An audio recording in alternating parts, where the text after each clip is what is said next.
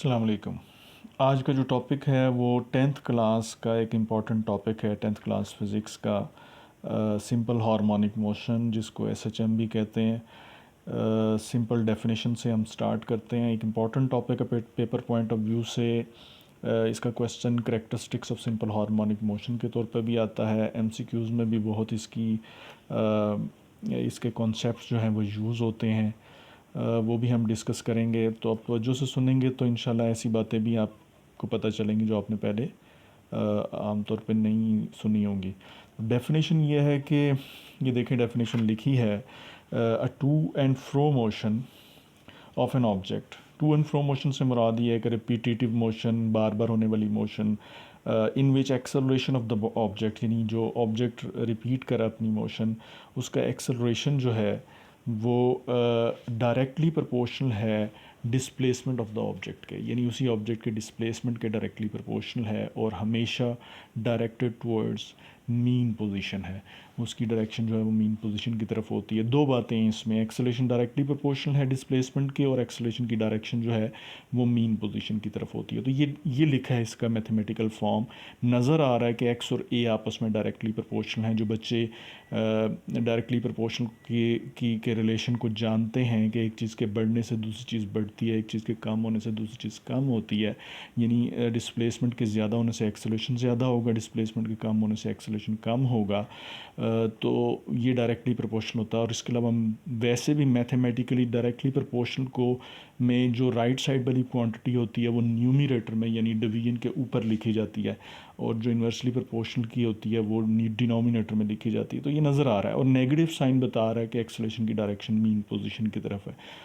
तो ये तो सिंपली मैंने कुछ बात बता दी। अब इसमें जो नए वो बच्चे जो पहली दफ़ा सुन रहे हैं उनके लिए मैं ये डिस्प्लेसमेंट को थोड़ा एक्सप्लेन कर देता हूँ कि डिस्प्लेसमेंट ये होता है कि अगर ये देखें सिंपल पेंडुलम है, ये इसकी मीन पोजीशन है। ये सिंपल पेंडुलम क्या होता है, इसको थोड़ा सा मैं एक्सप्लेन कर दूँ। एक मैस को, ये मैस है, इसको किस स्ट्रिंग की मदद से एक साइड पे बांध दिया जाए और उसको लटका दिया जाए मैस को, तो ये सिंपल पेंडुलम होता है। ठीक है, इसकी लेंथ इंपॉर्टेंट होती है। लेंथ यहाँ से लेके जहाँ से बांधा हुआ है ऑब्जेक्ट जो दूसरा है उसके मतलब ऑब्जेक्ट के सेंटर तक लेंथ कंसिडर होती है, और इम्पॉर्टेंट होती है लेंथ सिंपल पेंडुलम की, टाइम पीरियड फ्रीक्वेंसीज पे डिपेंड करता है। तो ये भी एक जो मेरा नेक्स्ट लेक्चर होगा आगे कोई भी, उसमें इसमें एक्सप्लेन करूँगा इसको। अच्छा, अब डिस्प्लेसमेंट मैं बताना चाह रहा हूँ आपको। तो ये अब इस वक्त पेंडुलम जिस जगह पे है ये मीन पोजीशन है। यहाँ से इसको डिस्प्लेस करके एक्सट्रीम पोजीशन पे लेके जाया जाएगा। तो ये यहाँ से लेके एक्सट्रीम पोजीशन से लेके मीन पोजीशन तक जो फासला होगा ये डिस्प्लेसमेंट होगा। अब ऑब्जेक्ट, वैसे तो इस फासले को हम एम्पलीट्यूड भी कहते हैं, लेकिन हम इसको ऐसे भी पढ़ते हैं कि maximum value of the displacement is called amplitude, यानी होता वो डिस्प्लेसमेंट ही है कि लेकिन डिस्प्लेसमेंट की मैक्सिमम वैल्यू होती है। अच्छा, अब इसका मतलब है कि अगर ये ऑब्जेक्ट जो है यहाँ पे कहीं दरमियान में अगर होगा, ज़ाहिर है जब इसको छोड़ेंगे तो ये ऐसे ऐसे वाइब्रेट करेगा, तो दरमियान में किसी जगह पे होगा ना, तो जब वो किसी भी जगह पे हो उसका वहाँ से लेके मीन पोजीशन तक फासला, यानी दूसरे लफ्ज़ों में अगर मैं इसको डेफिनेशन बोलूँ तो the displacement is the distance of the vibrating body from mean position on either side, यानी किसी भी साइड पे मीन पोजीशन से ऑब्जेक्ट का फासला डिस्प्लेसमेंट होता है। और जब वो ऑब्जेक्ट एक्सट्रीम पोजीशन पे होता है उस वक़्त वो फासला मैक्सिमम होता है, उसको एम्पलीट्यूड भी कहते हैं। तो इसको एक्स से रिप्रेजेंट करते हैं, ये एक्स होता है डिस्प्लेसमेंट। ठीक है, और एक्सेलरेशन तो हमें पता है, it is the rate of change of velocity. Acceleration जो है वो वेलोसिटी में चेंज को कहते हैं। तो थोड़ा सा इसको भी समझ लें एक्सेलरेशन को इस केस में कि यहाँ पे वेलोसिटी कैसे चेंज हो रही है। देखें, जब मैंने इस ऑब्जेक्ट को मीन पोजीशन से फोर्स लगा के, जो कि अप्लाइड फोर्स है, मैं यहाँ पे ले गया एक्सट्रीम पोजीशन पे, तो जब मैंने इसको छोड़ा तो रिस्टोरिंग फोर्स लेके आएगी इसको वापस। और यहाँ पे रिस्टोरिंग फोर्स अभी मैं एक्सप्लेन करता हूँ थोड़ी देर में वेट का वाई कंपोनेंट प्रोवाइड करता है। तो जब ये यहाँ पे वापस आ रही होती है तो यहाँ पे जब मैंने इसको रोका होता है उस वक्त तो वेलोसिटी इसकी ज़ीरो होती है, जब छोड़ता हूँ तो इसकी वेलोसिटी बढ़ना शुरू होती है, तो इसका मतलब वेलोसिटी में चेंज आ गई, चेंज आई तो एक्सेलरेशन पैदा होना शुरू हो गया। जब ऑब्जेक्ट मीन पोजीशन से गुजरती है तो उस वक्त वेलोसिटी उसकी कांस्टेंट हो चुकी होती है। वेलोसिटी में जो चेंज आनी होती है ज़ीरो से मैक्सिमम हो रही होती है वो यहाँ कहीं तक हो जाती है, लेकिन जब वो मीन पोजीशन से गुजरता है ऑब्जेक्ट तो एक्सेलरेशन का उस वक्त कांस्टेंट वेलोसिटी होती है और एक्सेलरेशन ज़ीरो होता है। लेकिन जब यहाँ से वापस इस तरफ जा रही होती है तो अब उसकी वेलोसिटी फिर कम होना शुरू हो जाती है। नोट करें, यहाँ पे मैक्सिमम वेलोसिटी थी, कांस्टेंट वेलोसिटी थी, और यहाँ से जब इधर को जा रहा होगा तो वेलोसिटी कम होना शुरू हो जाएगी। अगेन वेलोसिटी में चेंज आ रहा है, इस दफ़ा डिक्रीज़ वाला चेंज है, और जब ये यहाँ पे एक्सट्रीम पोजीशन पर जाएगी तो एक फ्रैक्शन ऑफ सेकंड के लिए ऑब्जेक्ट रुकेगा, यानी उसकी वेलोसिटी ज़ीरो हो जाएगी। यानी यहाँ तक पहुँचते पहुँचते उसकी जो वेलोसिटी में चेंज है वो मैक्सिमम हो चुका है, यानी यहाँ से मैक्सिमम वेलोसिटी से कम होता होता ज़ीरो, यानी वेलोसिटी में चेंज मैक्सिमम है तो एक्सेलरेशन एक्सट्रीम पोजीशन पे मैक्सिमम है। वापस जब आएगा तो यहाँ से फिर ज़ीरो से वेलोसिटी बढ़ना शुरू हो जाएगी, उसकी अगेन चेंज होना शुरू हो जाएगी, वेलोसिटी अगेन एक्सेलरेशन होगा, होते होते जब यहाँ से गुजरेगा वेलोसिटी कांस्टेंट होगी, एक्सेलरेशन ज़ीरो होगा, फिर होता होता जब इधर पहुँचेगा तो अगेन उसकी वेलोसिटी कम होना शुरू हो गई है, और जब यहाँ एक्सट्रीम पोजीशन पे पहुँच जाएगा तो उसकी चेंज इन वेलोसिटी मैक्सिमम होगी, एक्सेलरेशन मैक्सिमम होगा। तो ये बेसिकली ये कॉन्सेप्ट है, ये जब आप एक object simple harmonic motion perform करता है सिंपल पेंडुलम के केस में, तो उसका एक्सेलरेशन ऐसे चल रहा होता है कि मीन पोजीशन पे एक्सेलरेशन जो होता है वो ज़ीरो होता है because the velocity is constant. हम जानते हैं कांस्टेंट वेलोसिटी का एक्सेलरेशन ज़ीरो होता है, और एक्सट्रीम पोजीशन पे चेंज इन वेलोसिटी मैक्सिमम होती है। दोनों केस में वेलोसिटी उसकी डिक्रीज़ हो रही होती है, क्योंकि एक्सट्रीम पोजीशन पे वेलोसिटी जब वो पहुंचता है तो वेलोसिटी ज़ीरो हो चुकी होती है, उस वक्त चेंज इन वेलोसिटी मैक्सिमम होती है और एक्सेलरेशन मैक्सिमम होता है। तो ये है वो एक्सेलरेशन जिसकी बात हो रही है, और ये एक्सेलरेशन डायरेक्टली प्रोपोर्शनल है डिस्प्लेसमेंट के ऑफ द ऑब्जेक्ट के। जितना डिस्प्लेसमेंट ज़्यादा होता चला जाएगा, नज़र आ रहा है हमें कि अब डिस्प्लेसमेंट होता ही है कि मीन पोजीशन से फासला किसी भी साइड पे, इस साइड पे या इस साइड पे, ठीक है। तो जब आप डिस्प्लेसमेंट ज़्यादा करते जाएंगे तो एक्सेलरेशन ज़्यादा हो रहा है, हमें नज़र आ रहा है, हम जानते हैं कि चेंज इन वेलोसिटी इस तरफ मैक्सिमम हो रही है जब वो इस तरफ जाता है, और हम जानते हैं जब वो एक्सट्रीम पोजीशन पे पहुंचता है तो उसकी चेंज इन वेलोसिटी मैक्सिमम होती है और एक्सेलरेशन मैक्सिमम होता है। लेकिन हम ये भी जानते हैं उस वक्त डिस्प्लेसमेंट भी मैक्सिमम हो चुका होता है। तो हम बजाय इसके इस तरह बयान करने के कि चेंज इन वेलोसिटी मैक्सिमम होती है तो एक्सेलरेशन मैक्सिमम होता है, हम उसको डिस्प्लेसमेंट की फॉर्म में बयान करते हैं कि चूँकि एक एक्सट्रीम पोजीशन पे डिस्प्लेसमेंट मैक्सिमम होता है तो एक्सेलरेशन भी मैक्सिमम होता है, और मीन पोजीशन पे डिस्प्लेसमेंट ज़ीरो होता है। ख़ुद सोचें, यहाँ से इधर को या इधर को डिस्प्लेसमेंट होगा, अगर इधर ही ऑब्जेक्ट खड़ा तो डिस्प्लेसमेंट ज़ीरो होगा, तो मीन पोजीशन पे डिस्प्लेसमेंट ज़ीरो होता है तो एक्सेलरेशन भी ज़ीरो होगा। तो ये बेसिक बात है सिंपल हार्मोनिक मोशन की, और इसमें काफ़ी कॉन्सेप्ट मौजूद हैं जो आपने क्लासेस में नहीं पढ़े होंगे। अब आएँ वापस हम टॉपिक की तरफ के जो रिस्टोरिंग फोर्स है, रिस्टोरिंग फोर्स, अगर इसको थोड़ा सा मैं जूम करूं और ये रिस्टोरिंग फोर्स को थोड़ा सा मैं एक्सप्लेन करूं, तो रिस्टोरिंग फोर्स ये है कि ये मेरे पास सिंपल पेंडुलम है, आप देख रहे हैं, ठीक है। तो किसी भी ऑब्जेक्ट जो सिंपल हार्मोनिक मोशन परफॉर्म कर रहा होता है ना, एक बात याद रखें, उसको सिंपल हार्मोनिक मोशन परफॉर्म करने के लिए जो चीज़ उसको मजबूर कर रही होती है वो रिस्टोरिंग फोर्स होती है। दूसरे लफ्ज़ों में restoring force is responsible for the motion of simple harmonic oscillator. Simple harmonic oscillator की जो मोशन की रिस्पॉन्सिबल होती है वो रिस्टोरिंग फोर्स होती है। तो अब इसको देखें, यहाँ से मैंने यहाँ पे भी सिंपल पेंडुलम के केस में मीन पोजीशन से इसको डिस्प्लेस करके जब अप्लाइड फोर्स लगा के यहाँ पे पहुँचा तो ऑब्जेक्ट रेस्ट में है। जब मैंने इसको छोड़ा तो जो फोर्स इसको वापस मीन पोजीशन पे लेके आ रही है वो रिस्टोरिंग फोर्स है। और जब ऑब्जेक्ट यहाँ पे पहुँचता है मीन पोजीशन पे तो ऑब्जेक्ट नहीं रुकता। क्यों नहीं रुकता, ये बड़ा इंपॉर्टेंट सवाल है। ड्यू टू इनर्शिया नहीं रुकता। मैं इस पे वापस आऊँगा कि इनर्शिया क्या चीज़ है। मैं रिस्टोरिंग फोर्स को वापस लेता हूँ। तो ऑब्जेक्ट जब यहाँ पे पहुँचता है एक्सट्रीम पोजीशन पे, यहाँ पे फ्रैक्शन ऑफ सेकंड के लिए रुकता है, फिर वापस आता है, तो अगेन रिस्टोरिंग फोर्स इसको वापस लेके आती है towards the mean position. Again restoring force की डायरेक्शन इस दफ़ा भी मीन पोजीशन पे होती है। तो ये एक प्रॉपर्टी है, ये करेक्टरिस्टिक्स है सिंपल हार्मोनिक मोशन की, कि उसका रिस्टोरिंग फोर्स हमेशा मीन पोजीशन की तरफ होती है। ठीक है, तो मैं इस बात को जोड़ता हूँ इस बात के साथ कि acceleration directly proportional to displacement, तो आपने समझ लिया। ये नेगेटिव साइन कह रहा है एक्सेलरेशन टूवर्ड्स मीन पोजीशन हमेशा होता है। तो मैं इसको इस बात के साथ जोड़ता हूँ कि हमने ये जब समझ लिया कि रिस्टोरिंग फोर्स की डायरेक्शन मीन पोजीशन की तरफ है, तो according to Newton second law F is equals to M में हम जानते हैं उसकी डेफिनेशन में कि whenever force is applied on an object and acceleration is produce in the direction of force. तो एक एक्सेलरेशन प्रोड्यूस होगा जिसकी डायरेक्शन फोर्स की डायरेक्शन की तरफ होगी। तो यहाँ पे जो ये एक्सेलरेशन, जो ये वाला एक्सेलरेशन है, ये रिस्टोरिंग फोर्स की वजह से पैदा हो रहा है, और रिस्टोरिंग फोर्स जो है वो डायरेक्टेड टुवर्ड्स मीन पोजीशन है, तो इसका एक्सेलरेशन की डायरेक्शन भी मीन पोजीशन की तरफ होगी। तो ये कॉन्सेप्ट है, इनको बेसिक बातें हैं, ये अच्छी तरह से समझे, टॉपिक इंपॉर्टेंट है, तो आपकी बहुत सारी चीज़ें इसमें क्लियर हो रही होंगी। अब आए ये जो डायग्राम मैंने बनाई है, मैं ये बताना चाहता हूँ कि यहाँ पे सिंपल पेंडुलम को जो वापस लाने वाली रिस्टोरिंग फोर्स है, यहाँ पे इस केस में रिस्टोरिंग फोर्स जो है वो वेट प्रोवाइड करता है, W is equal to mg, और वेट का भी y कंपोनेंट प्रोवाइड करता है। ठीक है, तो मैंने क्या किया, ये वेट की लाइन है, ये W is equals to mg, तो इसको इसके रेक्टेंगुलर कंपोनेंट में रिजॉल्व किया, तो इसके हेड से स्ट्रेट लाइन ड्रॉ की। ये मैंने स्ट्रेट लाइन इसके हेड से ड्रॉ की। हम जानते हैं जितनी लेंथ एक्स एक्सिस पे आती है वो उसका y कंपोनेंट होता है, और जो लाइन ड्रॉ की जाती है ये वाली लाइन, ये लाइन इसका y कंपोनेंट है। तो देखें ये y कंपोनेंट नज़र आ रहा है, इसकी डायरेक्शन मीन पोजीशन की तरफ है।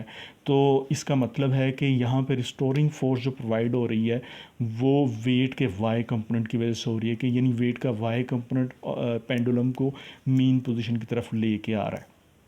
अच्छा, अब जो बच्चे इस कॉन्सेप्ट को समझते हैं, रेजोल्यूशन ऑफ द वेक्टर, कि किसी वेक्टर को उसके रेक्टेंगुलर कंपोनेंट में रिजॉल्व करना, उसको तो समझ आ गई होगी।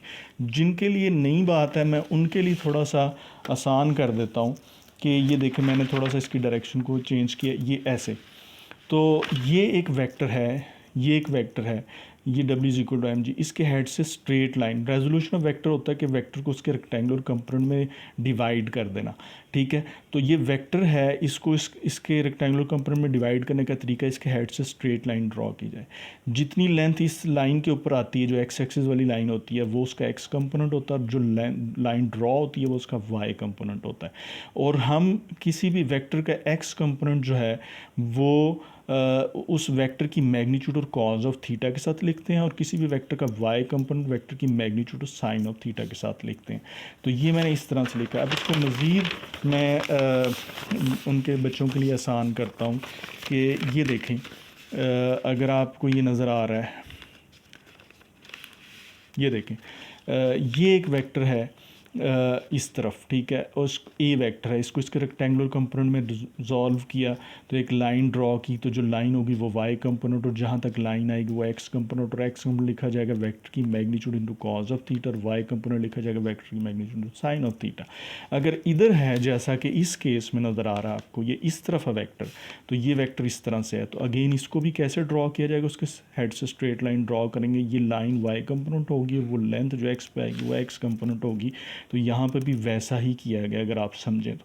और अगर इसको वेट हम कहते हैं W is equals to mg, तो ये इसका y कंपोनेंट होगा, y कंपोनेंट लिखा जाएगा mg साइन ऑफ थीटा, और x कंपोनेंट लिखा जाएगा mg कॉज ऑफ थीटा।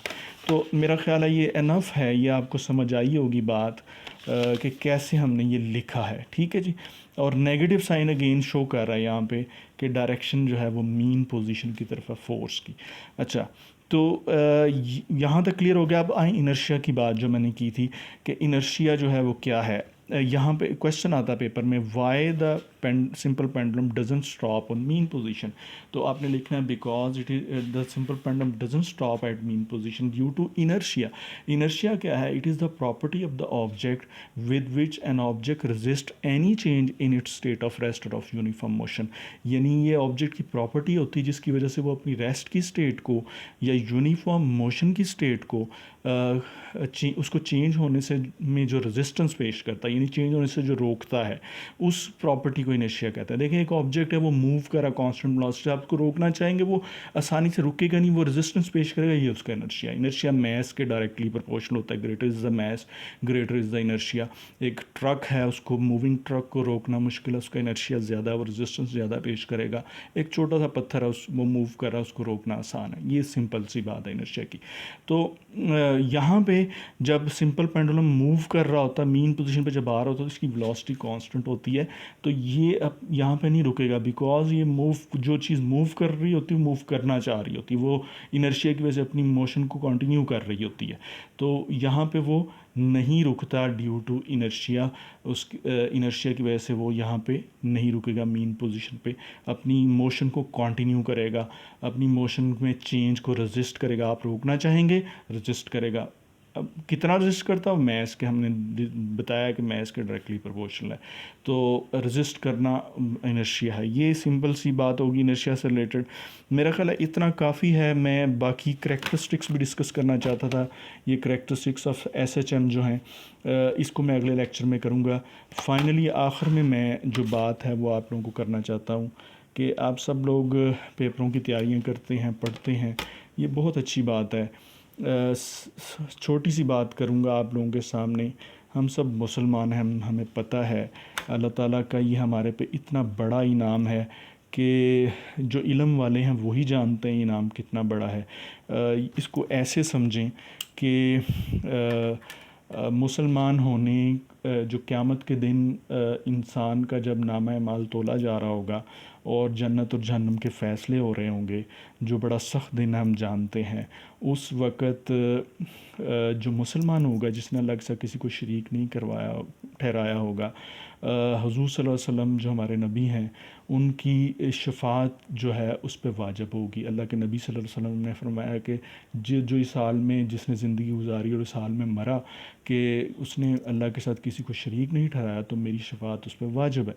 यानी अल्लाह के नबी की सिफारिश उसके लिए है। अब ख़ुद सोचें इस बात को थोड़ा गौर से कि मतलब बाकी जो मुसलमान नहीं हैं उनका क्या बनेगा। ये अल्लाह का इनाम है। और इसको थोड़ा सा मैं ज़रा डीपली जाऊँ तो इस तरह से है कि जो जन्नत में अगर अल्लाह ताला हमें दाखिल करेंगे, अल्लाह के नबी सल्लल्लाहु अलैहि वसल्लम ने फरमाया कि ना किसी आँख ने देखा, ना किसी कान ने सुना, ना किसी के दिल में उसका गुमान ही गुज़रा। ये जन्नत की बारे में बताया कि इमेजिन ही नहीं आप लोग कर सकते कि कितनी अल्लाह की बड़ी नेमत है। उसको आप लोग अगर को मैं थोड़ा सा बताऊं तो इस तरह से समझें कि हर चीज़ जो आप चाहेंगे वहाँ पे मौजूद होगी जन्नत में। हर चीज़ जो चाहेंगे वहाँ पे मौजूद होगी और हमेशा रहेंगे। ना नेमतों को ज़वाल, ना बीमारी, ना बुढ़ापा, ना परेशानी, कुछ भी नहीं, सिर्फ़ खुशी और खुशी, और खुशी भी अपनी इंतहा पे। तो ये छोटी नेमत नहीं है जो अल्लाह ताला ने हमें इस्लाम दिया है, अल्लाह ताला ने हमें मुसलमान बनाया। अल्लाह के नबी जो सबसे प्यारे नबी हैं हज़रत मोहम्मद सल्लल्लाहु अलैहि वसल्लम, उनकी उम्मत में से बनाया। इस इनाम अब अगर कोई ये समझता है कि नमाज छोड़ के या कुरान छोड़ के शफ़ात जो है वो अल्लाह के नबी सल्लल्लाहु अलैहि वसल्लम की मिल जाएगी, तो ये अपने आप को मतलब है कि ये बात भी अल्लाह ताला को पसंद नहीं है। अल्लाह ताला ने कहा है कि तुम क़यामत के दिन मेरे सामने जब हाज़िर होगे तो अगर तुमने नमाज़ पढ़ी होगी वो तुम्हारे लिए दलील भी होगी और तुम्हारे लिए निजात भी होगी और तुम्हारे लिए नूर भी होगी। यानी दलील ये होगी कि मैं एक्सप्लेन अपने से बात कर रहा हूँ, इतनी बात तो हदीस में मौजूद है जो मैंने आपको पहले बताई। मैं ये सोचता हूँ कि दलील ये है कि अल्लाह ताला पूछेंगे कि तुझे जन्नत में क्यों दाखिल किया जाए, तो इंसान बोलेगा कि मैंने नमाज़ पढ़ी। तो जहन्नम से क्यों बचाया जाए, मैंने नमाज़ पढ़ी। निजात भी इसलिए और नूर इसलिए कि पुलसात में आपको पता है जो अंधेरा होगा, इंसान को चलने में मुश्किल पेश आ रही होगी, नूर उसको उसकी मदद करेगा। तो जो वहाँ से गिर गया तो वो गिर गया जहन्नम में। तो मैं ये बात करना चाहता हूँ कि जो भी आप करें, अल्लाह ताला जो हैं जिन्होंने हमें पैदा किया है, जो हमारी एक एक बात को जानते हैं, उनको सामने रख के उन ये सोचते हुए कि उनको क्या चीज़ अच्छी लगती है उस हिसाब से चलें। और अल्लाह को सबसे ज़्यादा पसंद बंदे का उन चीज़ों को काम का करना जो उन्होंने उस पे फ़र्ज़ किए हैं, वो अल्लाह को सबसे ज़्यादा पसंद है, जिसमें पहले नंबर पर नमाज़ है। तो नमाज़ पढ़ा करें। कुरान के मतलब मैं कभी डिस्कस करूँगा फिर कि कुरान भी कितना ज़रूरी है पढ़ना। तो काफ़ी इतनी बात। अल्लाह ताला हमें नमाज़ पढ़ने की तौफ़ीक अता फ़रमाए।